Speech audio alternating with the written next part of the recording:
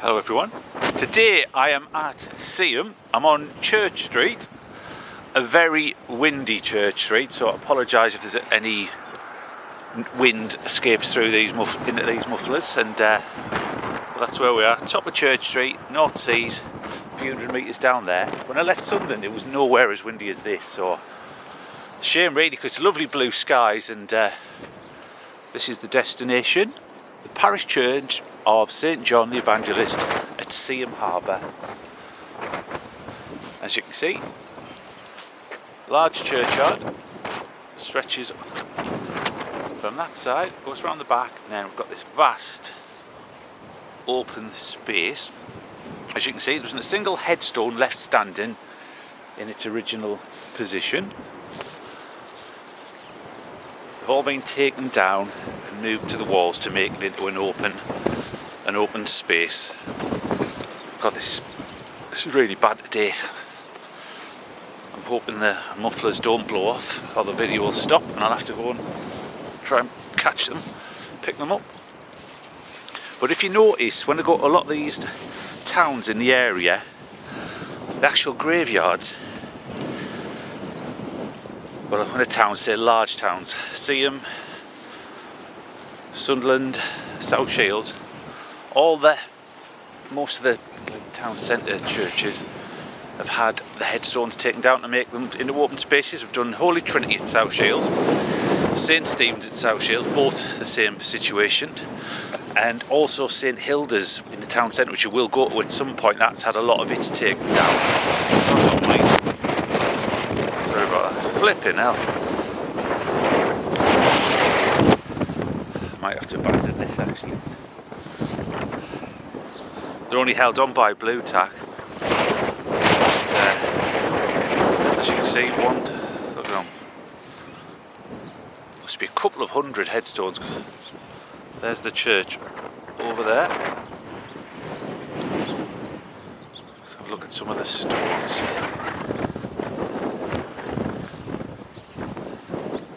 Thomas Spewers.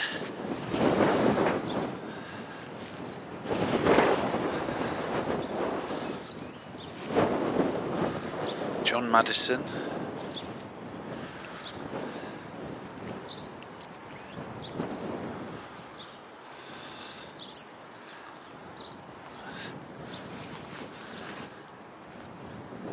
This one, I've got a profession on this one. Shipwright, which is a ship's carpenter. So it's a big maritime influence at Seaham, and also the colliery. It's a great name, Ralph Fair, F-A-I-R.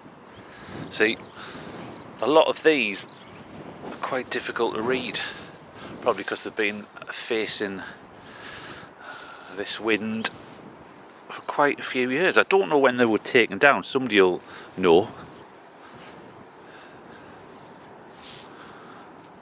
This gives you some idea of the size of the old churchyard or graveyard, whichever you want to call it. Robert Clough Laverick, beloved husband of Alice Laverick. His brief but suffering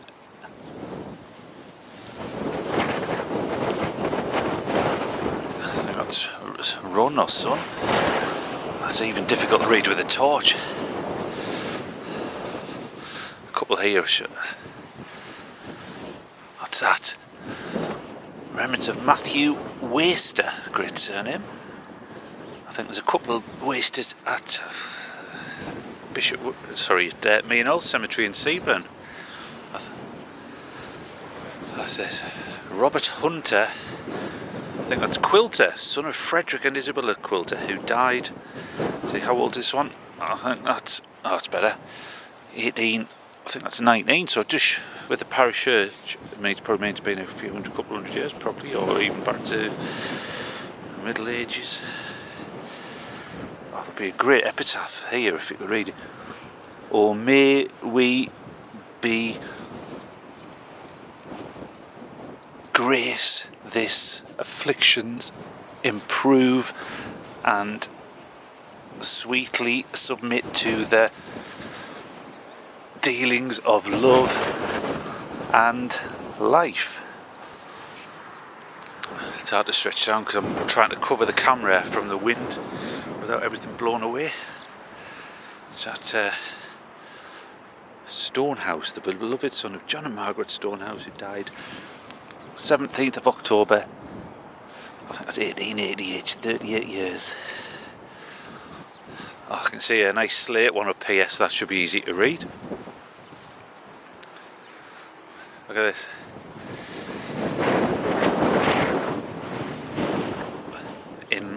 Erected in memory of Dorothy, wife of Thomas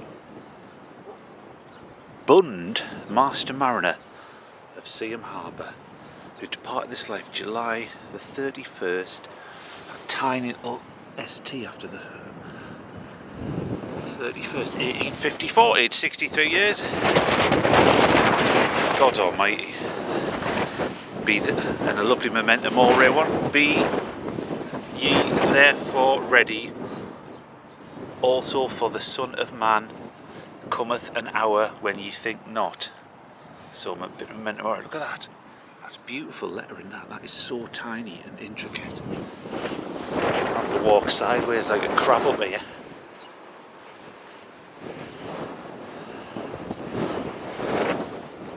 How much history is in these stones? Each one a story. Just working away at that, as you can see, it stretches right to the top and then across the other side as well. It's a nice little design on there. I do apologise for the noise and the picture quality and some of the camera angles, because I'm sort of constrained by the Seaham weather. In affectionate memory of somebody young, wife of George Young of Seaham Harbour.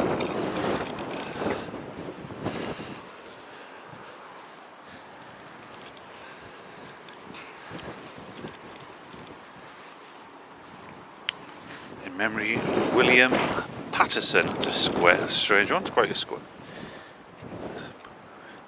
It's got a strange shape compared to normal. Might be a little bit better up the top, we might get protected from the wind. Seaham Harbour. And that one looks an older one. Actually, we can't read that one.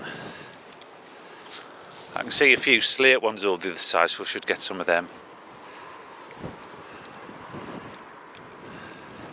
That's a great surname. Jury, as in judge and jury.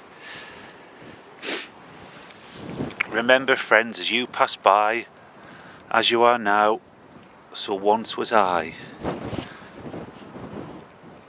It's a great memento mori one. It's very common, that one. Just as always, reminding the reader that you will die and prepare for death. I wish it would just die down a little bit.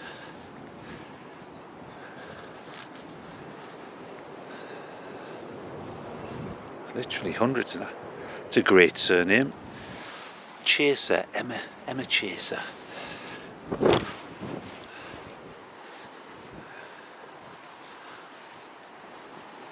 Now remember, they could only ever, in these types of graveyards, when they took them down, they could only ever keep sort of like generally the flat stones like this. So any of those obelisks and column ones or false crypts would generally get broken up.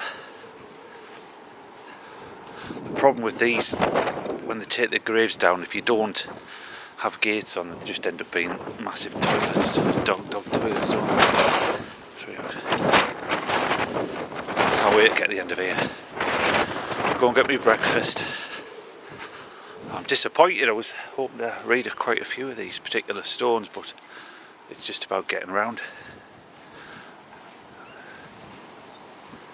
Got some slate ones down here, so we'll have a look at these. This as well, it's hard to read as well with the way the sun's shining, as it is quite early in the morning. I think it's Jane Rogerson, is it one you wouldn't read?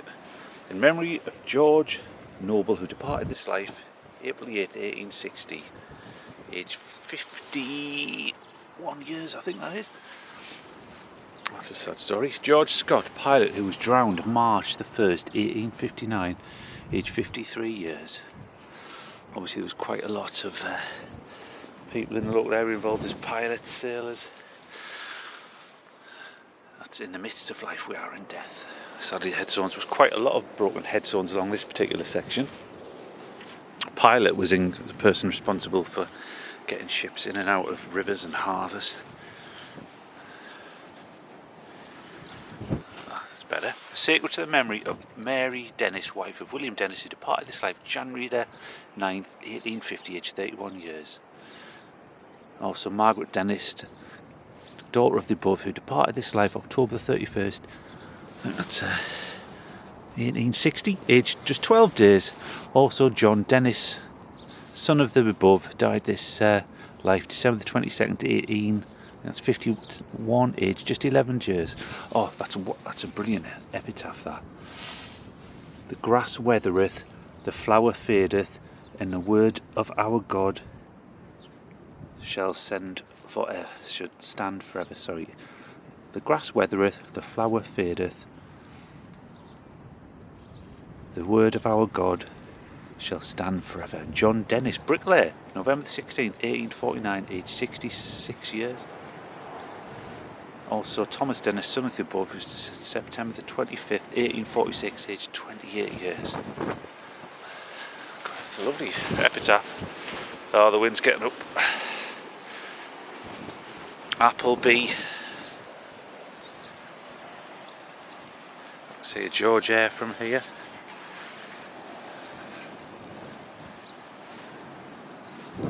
Coming at the end here. I'll be glad to finish this one.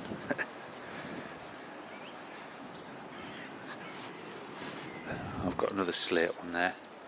Erected to the memory of Robert Henderson, master mariner of Seaham Harbour, who departed this life March the 8th, 1843, aged 44 years. In death cold arms lies sleeping here, a tender parent, a husband dear. In love he lived, in peace he died, his life was craved but God denied. Also Thomas Edison, son of the above, who died September the 3rd, 1834, just 2 years. I love these slate ones, not just because they're so clear, but got these little intricate bits added onto them. Right, I'm going to leave it there. I'm going to get out of this gas and go and get me breakfast somewhere. Well, I'll give you a shot of the churchyard from here so you can get where we are. The camera has survived this particular video. There's all the headstones and the nearby tourist street. And there's the church from this angle.